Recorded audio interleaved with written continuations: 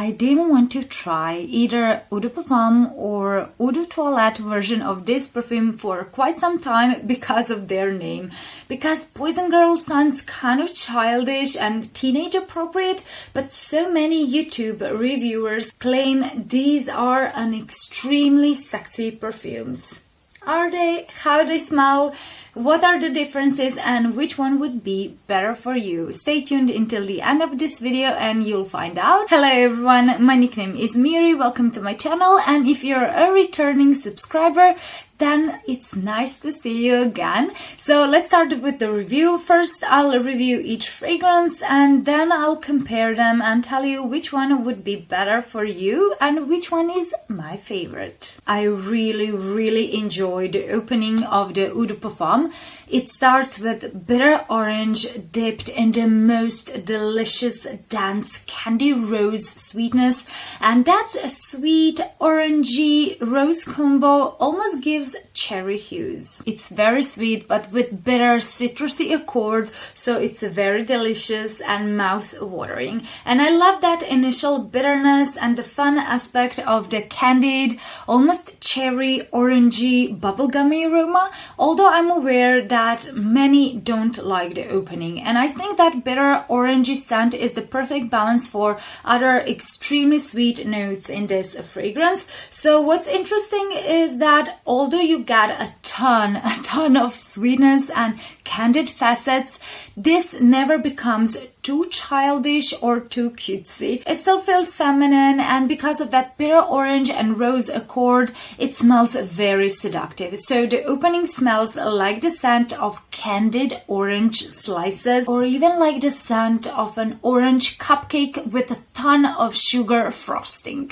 After about 15 minutes, bitter orange accord becomes a lot softer and the scent becomes warmer and sensual as it dries down, and in the heart you get a candied rose with a ton of vanilla, tonka bean and bitter almond. So this perfume does resemble the scent of sugared rose petals with nutty orange syrup, because this is a very sugary type of perfume with orange, nutty and rose hues, but it doesn't smell artificial. It's very sensual and almost a bit mature. And the deep dry down of Poison Girl Eau de Parfum resembles the dry down of Hypnotic Poison because of that vanilla almond blend, and the dry down is a very sweet, powdery, nutty, woody scent. It smells like the scent of crushed bitter almonds in the vanilla cream. So it's quite an intoxicating, play-doh-y gourmand type of dry down that envelopes you. It's very comforting, it's flirty because this has still fun sweetness in it. Therefore, Poison Girl Eau de Parfum is a very thick, dense, sweet fragrance that starts with the scent of the bitter, candied orange slices and turns into a sweet, powdery almond vanilla scent, but in every stage it remains very sweet, like you're dipping candied orange slices in the vanilla cream with almond flakes. So it's a very sweet scent. It's like the scent you get when you walk into a candy shop, and to me this is a gourmand perfume, and although it's sweet, I think it's very versatile because you can wear it even to office or as an everyday scent, and you can wear it to date nights as well, but I would recommend it only in the colder weather, because in the warmer weather this will be too cloying, and I've noticed it becomes more powdery as temperatures rise. And although it's sweet, it never becomes too sugary sweet like pink sugar.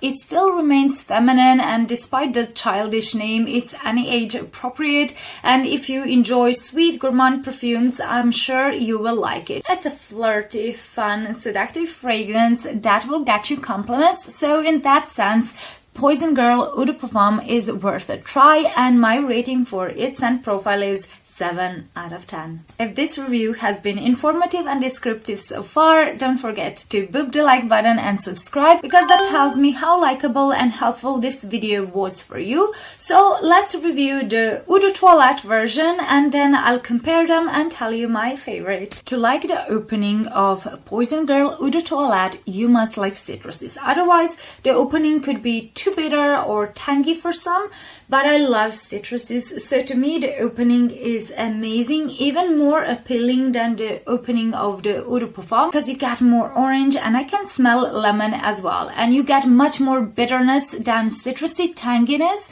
So the opening isn't the scent of grating lemon and orange pulp, but the scent of iced dried orange and lemon peels. So it has a sparkling effect mixed with sweet, soft floral aroma. Even though the opening is fresh, in the background you can smell warmer, deeper, sweeter undernotes, so it has a sexy vibe as well. And I haven't smelled frosted orange note in any other perfume, and that note is brilliant in my opinion. It makes the opening a bit more special and sparkling with a chill of frosted orange. Therefore, the first 10 minutes of this fragrance are reminiscent of the orange flavored ice cream popsicles with hints of florals, but that scent is so elegant and so elevated. The scent of frosted orange creamsicles melts into a beautiful, creamy, floral scent, but citruses still linger in the background. Although they aren't sparkling or icy anymore,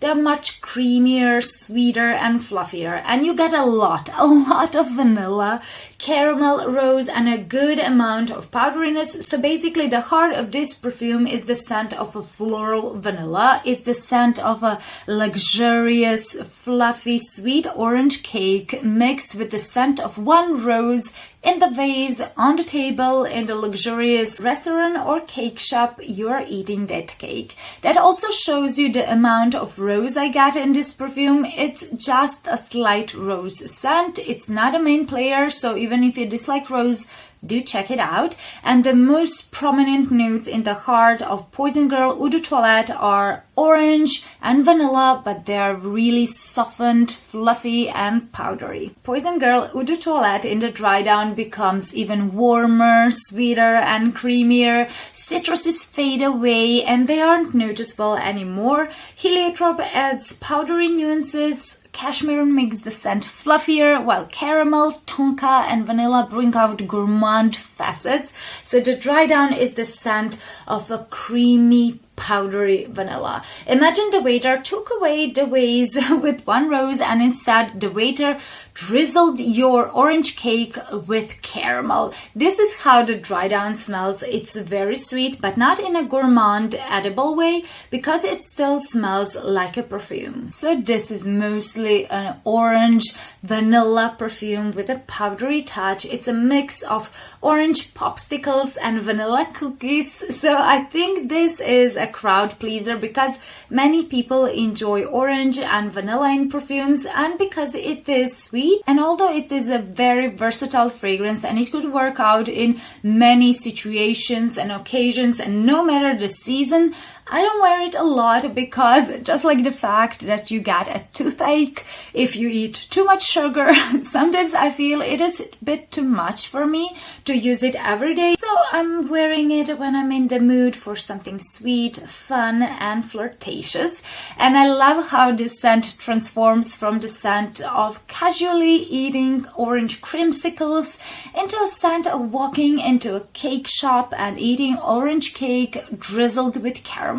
This is a very feminine fragrance with soft, powdery nuances, and it could work for any age, but be aware it's more powdery than the Eau de Parfum version, so you must like powderiness to truly enjoy the heart and dry down of this fragrance. And my rating for its scent profile is 9 out of 10.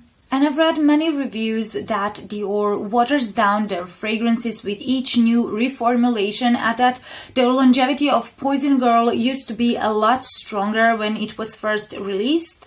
And since I've at first avoided buying these two perfumes because of their childish names, I can't agree or disagree. But if you've been using Poison Girl for a long time, let us know in the comments what are your thoughts on the changes or decreasing in the performances of these perfumes. Poison Girl Eau de Parfum lasted about 6 to 7 hours on my skin with moderate projection and sillage, while the Eau de Toilette lasted about 4 to 5 hours, but it projected only for the first or the second hour, and then it's set closer to the skin. But compared to other eau de toilettes I have and I own and I've tried, this one performs pretty well. So performances of both perfumes are better on clothes, but of course that eau de parfum will have a superior longevity, although eau de toilette isn't as bad as people say. Therefore, eau de parfum gets 8 out of 10 for the performance and eau de toilette gets 6 out of 10.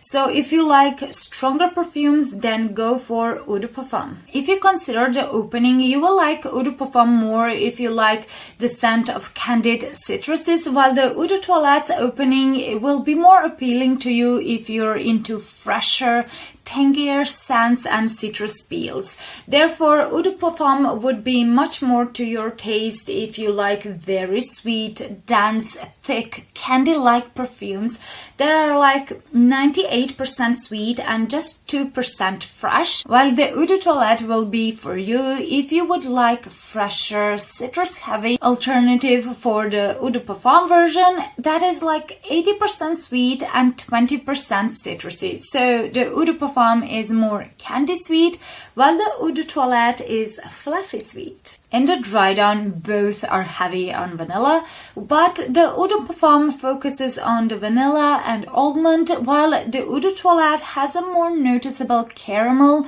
and heliotrope note, which makes it more powdery. Therefore, in the dry down, eau de parfum has a Play-Doh-y vibe similar to the dry down of Hypnotic Poison. So if you're more into Play-Doh-y vanilla scents with almonds, then try out eau de parfum, while the eau de toilette will be better for you if you like powdery and caramel nuances. And both perfumes are any age appropriate, so don't mind the childish names.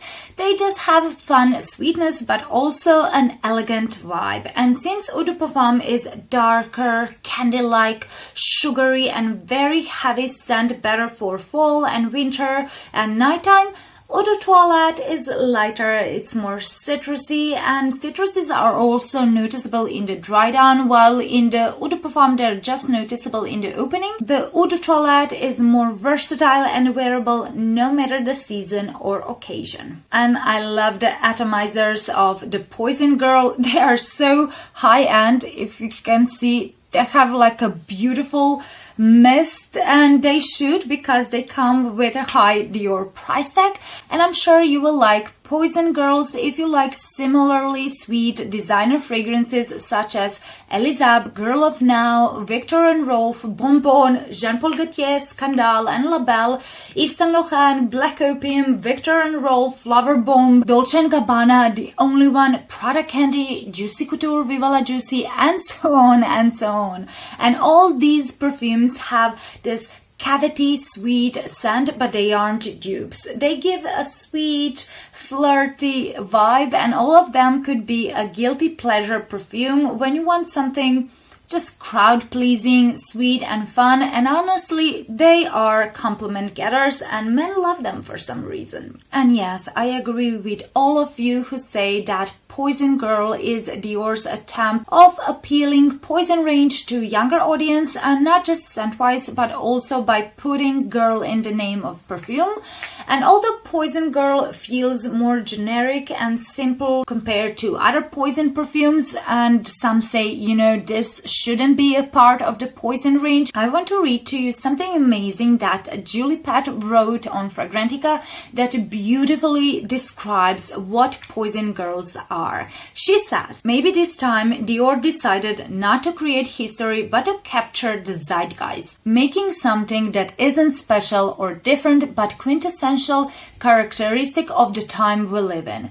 Because in 21st century, not perfumers decide what is in right now, but consumers with their phones, reviews, and most importantly, their purchases. Modern consumer doesn't need to be told what she's supposed to like. She knows what she wants, and she wants sweet, fruity gourmand goodness that is still light enough for all seasons. Because she wears perfume not to seduce, but to improve her mood, to enjoy herself. Yes, Poison Girl is a candy, but it's a quality candy. It's an exclusive handmade candy from a Toffino's boutique. It isn't mystical, it isn't dark, but it makes its cheerful commonness a statement, sticking it to snobs. All in all, I believe it has a right to be in a poison line. Sugar is a poison too. Modern Snow White isn't poisoned by an apple soaked in deadly concoction. She doesn't drink from a greenish phial with a skull and bones motif. She doesn't eat datura leaves. She willingly poisons herself by consuming sugar, colorants, artificial flavorings, and other things that might taste like fruit but are anything but. In short, perfume is a very personal choice, and if you like sweet gourmand fragrances, go for it. If candied oranges and Play-Doh almond vanilla scent sounds good to you, go for Poison Girl Eau de Parfum. Overall, it gets 7.5 out of 10 for its scent profile and performance.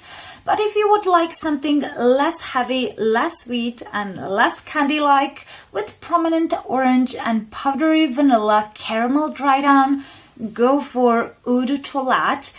It gets for the scent profile and performance 7.5 out of 10 also, but scent-wise, Eau de Toilette is my absolute favorite because it's more orangey and the sweetness is balanced. It's fresher, it's sparklier, it's more wearable to me. Although if you're looking for a better performing perfume, then Eau de Parfum will be the one for you. Let me know your thoughts on these fragrances. Do you like them? Do you dislike them? Which one is your favorite, or are they too sweet for you? And if you would like to hear an in-depth review of another very sweet perfume of Burberry Her Elixir, click on this video. I will see you there. Bye!